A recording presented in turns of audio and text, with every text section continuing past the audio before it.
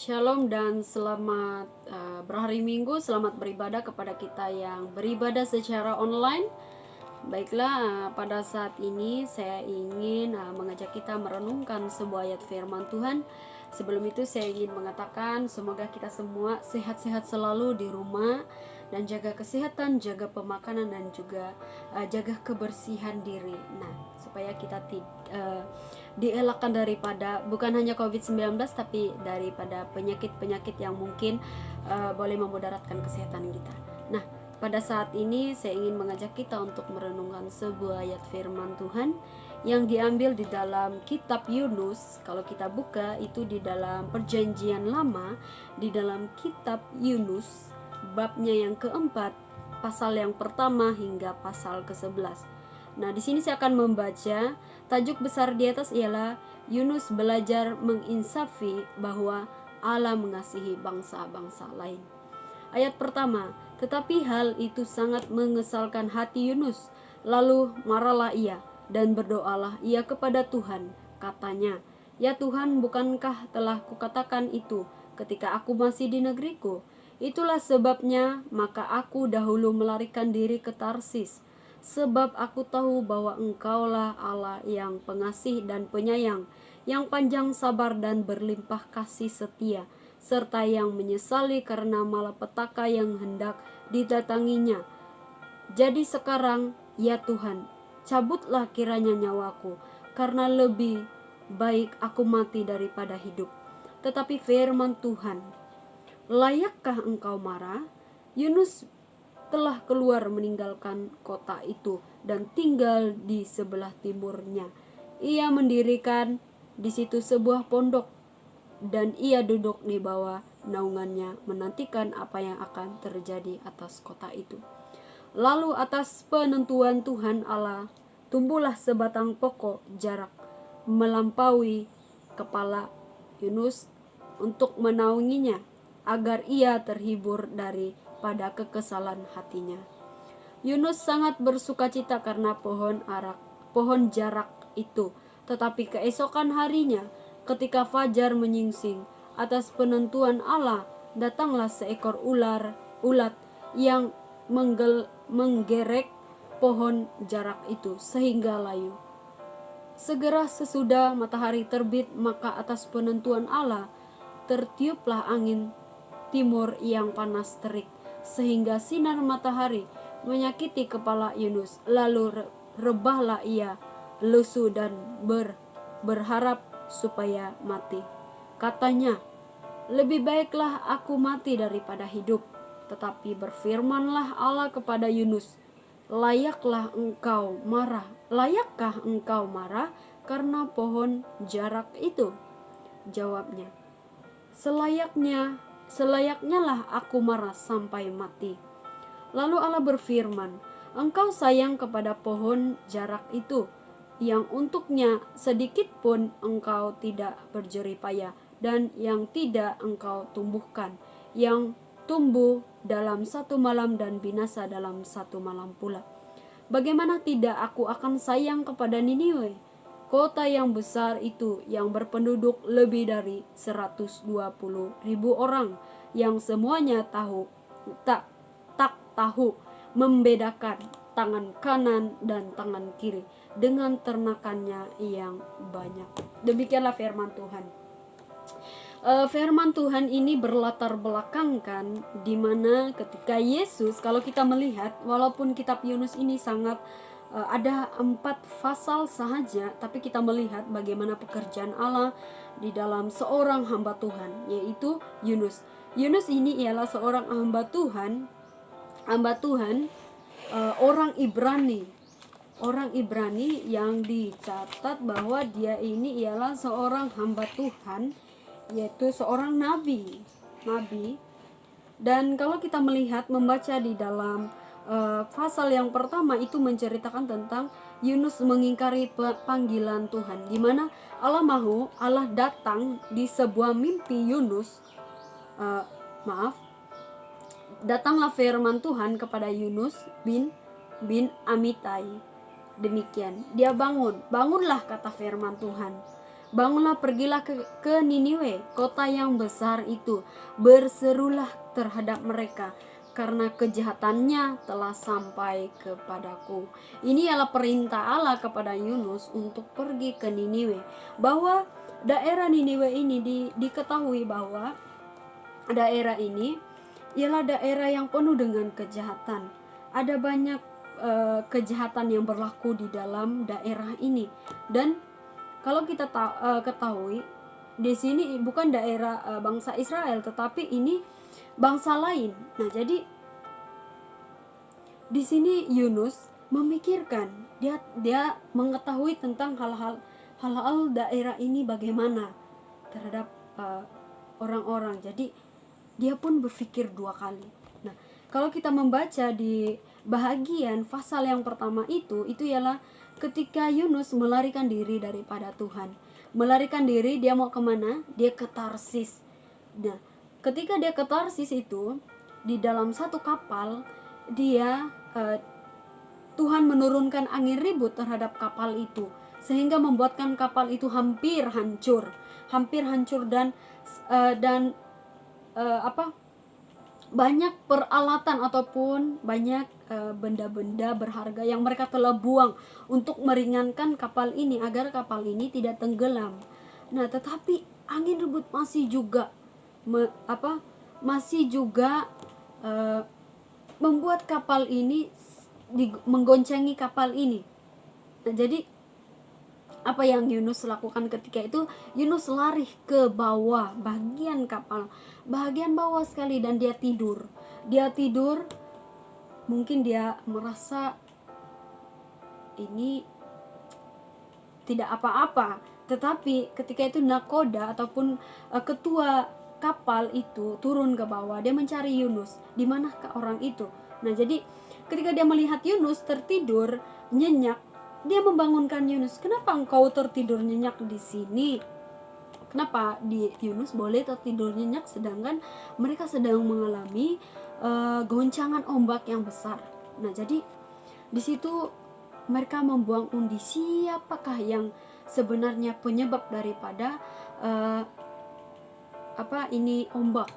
Jadi undi itu terjatuh kepada Yunus, kena kepada Yunus. Jadi mereka mengatakan, kamu dari bangsa mana, kamu asal mana, dan apa pekerjaanmu.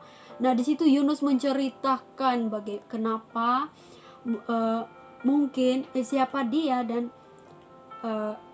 dialah penyebab daripada angin ribut itu mengacau ataupun angin ribut itu menggoncang kapal mereka. Nah, di situ mereka berpikir, kita harus mendayung. Mereka tidak sampai hati untuk membuang Yunus, tapi akhirnya Yunus berkata, buanglah aku ke laut. Jadi ketika Yunus dibuang ke laut sehingga ke dasar, apa yang berlaku ialah Allah tidak membiarkan dia mati begitu saja, tetapi Allah memberi keselamatan kepada dia, yaitu dia menentukan untuk mendatangkan satu ekor ikan besar untuk menelan Yunus. Dan ketika itu Yunus tinggal di dalam perut ikan itu selama 3 hari 3 malam. Nah, itu ialah pasal yang pertama. Pasal yang kedua itu ialah di mana Yunus di dalam perut ikan itu mengucap syukur. Dia berdoa mengucap syukur kepada Tuhan. Dia mengakui bahwa dia tidak selayaknya. Dia mengakui bahwa dia sudah melanggar ini perintah Allah dan membuatkan Allah itu melakukan sedemikian kepadanya. Tapi apa yang dilakukan oleh Allah ketika Allah mendengar dia mengucap syukur itu? Berdoa. Lalu berfirmanlah Tuhan kepada ikan, dan ikan itu pun memuntahkan Yunus ke darat. Nah, di situ Yunus selamat, nyawanya terselamat oleh karena kasih Tuhan, kebaikan Tuhan, kemurahan Tuhan kepadanya. Nah, ketika itu dia kembali ke negerinya, dan kalau kita melihat di dalam pasal yang ketiga itu ialah pertobatan di Niniwe. Nah, berlakunya pertobatan di Niniwe, di mana Allah berfirman kedua kali kepada Yunus. Nah, apa dikatakan Yunus? Dia terus pergi. Dia pergi Dia 40 hari. Tuhan mengatakan 40 hari lagi aku akan menghancurkan Niniwe. Nah, jadi ketika itu Yunus menyampaikan hal itu kepada orang-orang di Niniwe. Tetapi setelah 40 hari, yang pasal keempat, apa yang dikatakan Tuhan itu tidak terjadi. Jadi Yunus pun merasa, adakah Tuhan? Apa dia rasa takut? Dia takut orang sekelilingnya tidak percaya apa yang dikatakan olehnya. Lalu dia lari. Bukan lari kemana? Kita melihat di dalam pasal yang keempat ini, di mana Yunus melihat dari jauh kota itu, apa yang akan berlaku. Tapi apa firman Tuhan kepada Yunus dalam ayat ke-11? Bagaimana tidak aku akan sayang kepada Niniwe, kota yang besar itu, yang berpenduduk lebih dari 120.000 orang, yang semuanya tidak tahu membedakan tangan kiri dan tangan kanan, dengan ternakannya yang banyak.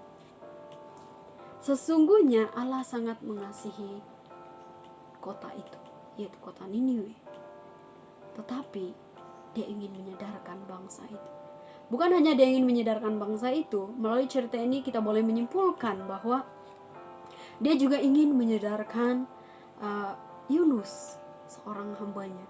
Nah, kalau kita melihat di dalam pasal ini, mungkin kita mendengar bahwa ada beberapa satu pujian sekolah minggu yang mengatakan Yunus di perut ikan. Oke, kita pernah dengar itu pujian yang sekolah minggu selalu nyanyi.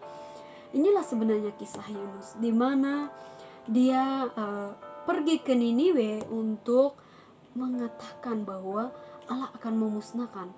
Tapi sebenarnya tujuan Allah mengatakan demikian itu dia mau membuka pintu pertobatan kepada bangsa di Niniwe.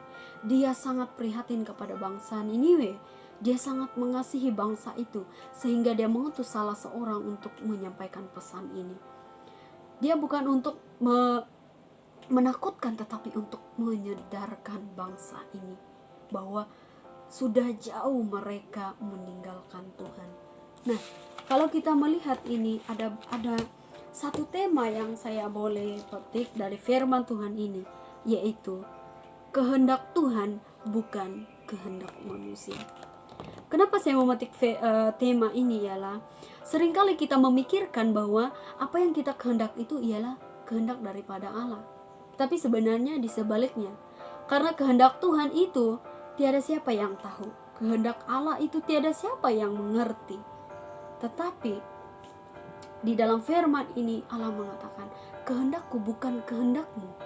Itu kita boleh melihat bagaimana Allah berbicara melalui Yunus dan apa yang terjadi ketika itu. Nah, ada 3 poin, 3 hal yang saya ingin sentuh dalam ayat ini, yaitu yang pertama, kita haruslah menerima segala ketentuan Tuhan. Mungkin kita tidak tahu apa yang akan berlaku di hadapan, tetapi apa yang kita ada pada saat ini itu ialah kita harus terima. Kita harus terima dengan iman karena kita percaya bahwa Tuhan itu punya rencana yang terbaik di dalam hidup kita. Tuhan itu mempunyai sesuatu yang terbaik di kedepan harinya di hadapan kita. Nah, menerima segala apa yang Tuhan kehendaki di dalam hidup kita. Nah, mungkin kita merasakan bahwa itu tidak diperlukan dalam hidup kita, tetapi Tuhan tahu apa yang diperlukan di dalam hidup kita.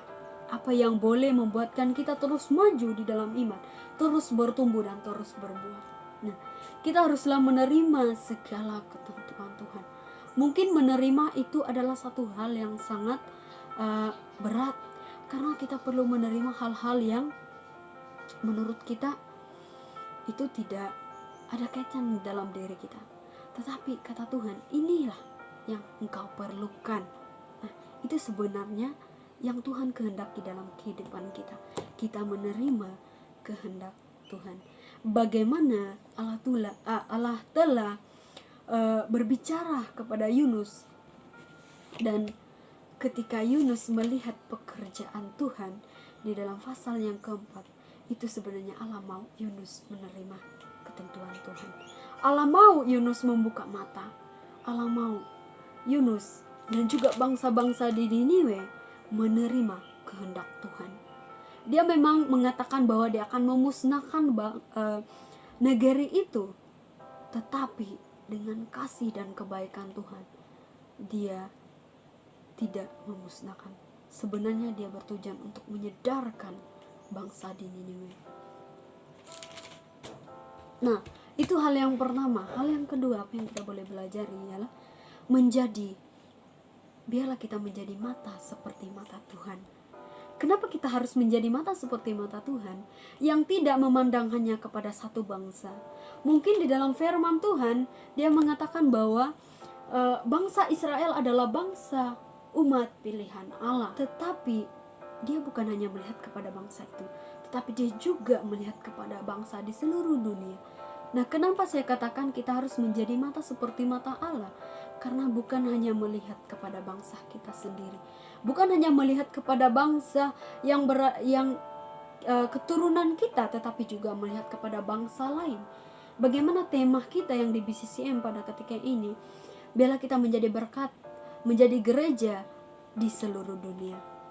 Nah, bukan hanya gereja di dalam keluarga kita, di dalam masyarakat kita, tetapi menjadi gereja di seluruh dunia, di seluruh masyarakat, di seluruh berbilang kaum. Nah, inilah sebenarnya yang Tuhan kehendaki di dalam kehidupan bangsa-bangsa di Niniwe dan juga kepada Yunus.